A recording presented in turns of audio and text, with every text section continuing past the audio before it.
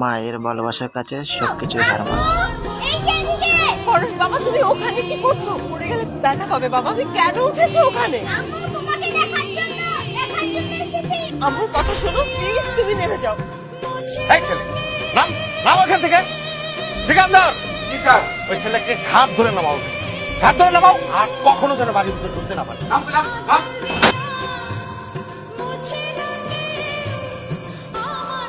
ছিলে না তো ভাই, স্কুলে যাসনি? না, আম্মুকে দেখতে গেছিলাম। কেন বলেছি এখানে না যেতে? কেন যাব না? আমার আম্মুকে দেখতে মন চায় না। আমার তো আমার আম্মুকে অনেক মনে পড়ে। কখনো ওখানে যাবি না।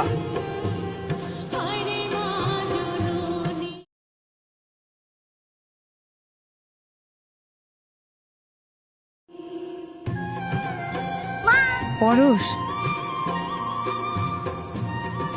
হ্যাঁ সিকান্দার, ওই ছেলেটা কখনোই যেন এই বাড়ির ভিতরে না ঢুকতে পারে, ঠিক আছে? ঠিক আছে।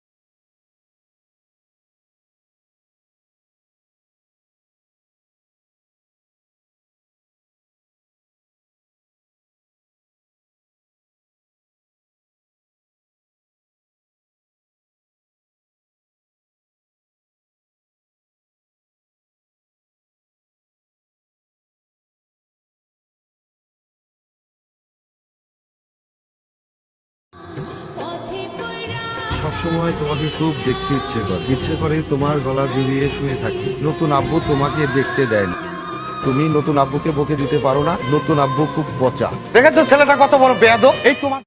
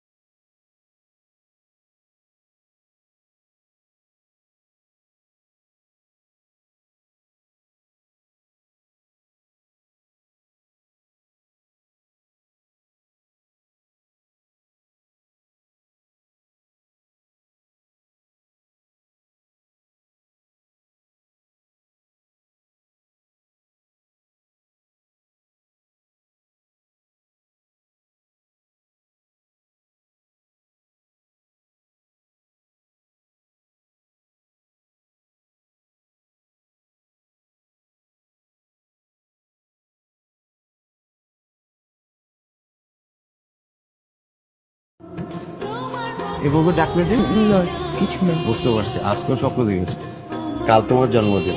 আমরা কিন্তু কাল একসাথে বের হচ্ছি, সারাদিন বাইরে ঘুরবো, দেন বাসায় ফিরবো। ওকে? কি ব্যাপার তুমি এখনো রেডি হবে যাবা না? না তুমি ঘুরে এসো। আচ্ছা এটা কোনো কথা হলো? আমি একা একা বাইরে ঘুরবো, তুমি কি আমার কথাটা রাখবে না? আমার কোন কথাটা রেখেছো তুমি সেটা একটু বলো। তার মানে তুমি যাবা না তাই তো? না